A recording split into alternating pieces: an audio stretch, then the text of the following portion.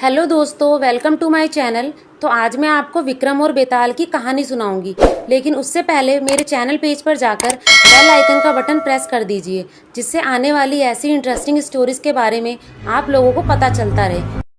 सन विक्रम, मेरा सवाल। किसी नगर में कोई वासु और उसकी पत्नी रहा करते थे। वे संतान न होने की वजह से परेशान थे। वासु की पत्नी को एक सिद्ध स्वामी जी के बारे में पता चलता है। वह अपनी समस्या लेकर उनके पास जाती है। समस्या सुनने के बाद स्वामी जी उसे एक अनाज देते हुए कहते हैं, इसे तुम्हें कल ब्रह्म मुहूर्त में खा लेना है।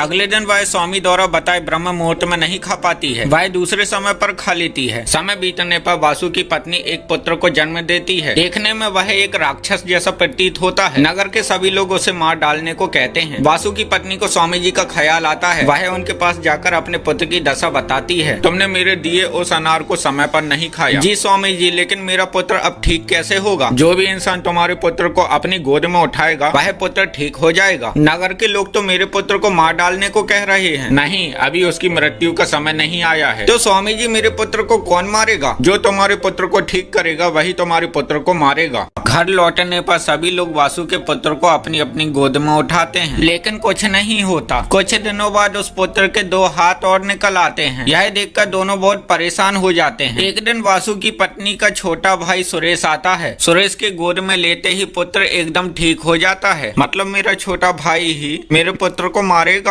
सुरेश की बहन अपने भाई से पुत्र को न मारने के लिए वचन मांगती है, लेकिन सुरेश मना करते हुए कहता है जो होना होगा वह होकर रहेगा। तो बता विक्रम, इस पूरी कहानी में गलत क्या हुआ था? तो सुन बेताल, जब स्वामी जी वासु की पत्नी को उसके पुत्र को ठीक होने का समाधान बताते हैं तब वह कहती है, मेरे पुत्र को तो नगर के लोग मार डालने को कह रहे हैं। तब स्वामी जी कहते हैं अभी उसकी मृत्यु का समय नहीं आया है। स्वामी जी, मेरे पुत्र को कौन मारेगा? इतना सुनकर वासु की पत्नी को वहीं चुप हो जाना था। यह सवाल पूछना ही गलत था। वासु की पत्नी ने स्वामी जी से अपने ही पुत्र की मृत्यु का रहस्य पूछ लिया। एक माँ होकर ऐसा सवाल अपने पुत्र के लिए पूछना गलत था। अब वह अपने संतान प्राप्ति की खुशी मनाए या उसके मृत्यु होने का जीवन भर दुख मनाए, इसलिए कुछ रहस्य ही रहे तो अच्छा होता है। सही जवाब विक्रम, लेकिन तू बोला मैं चला।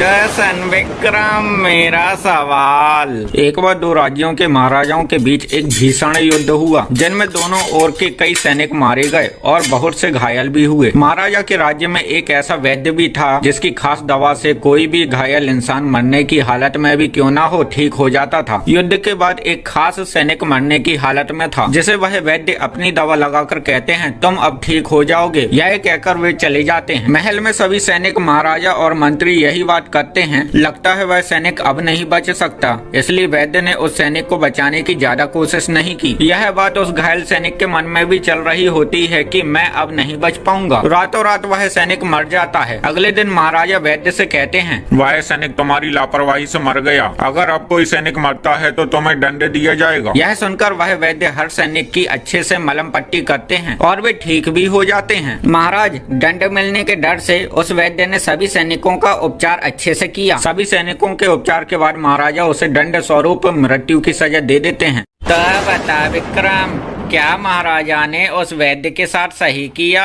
क्या वह वैद्य लापरवाह था? तो सुन बेताल, युद्ध में घायल सैनिकों के उपचार के लिए वैद्य ने पहले ही दवा बना ली थी और उन्होंने उस घायल सैनिक को समय पर दवा भी लगा दी थी। वे जानते थे कि वह सैनिक पूरी तरह से ठीक हो जाएगा, लेकिन वह सैनिक मर जाता है। अगले दिन महाराज द्वारा दंड देने की बात से वैद्य ने सभी सैनिकों का उपचार दिखावे के साथ किया। यह देखकर सभी सैनिकों को विश्वास हो गया कि वे अब ठीक हो जाएंगे और वे ठीक भी हो गए। उस वैद्य ने सभी सैनिकों का उपचार एक जैसा किया था। उस घायल सैनिक की मृत्यु वैद्य की लापरवाही से नहीं बल्कि उस सैनिक की सोच और आसपास के वातावरण से हुई थी, जो उसे विश्वास दिलाते रहे कि वह सैनिक अब नहीं बचेगा। इसलिए महाराजा ने उसे सजा देकर गलत किया। वे वैद्य जी लापरवाह नहीं थे। सही जवाब विक्रम।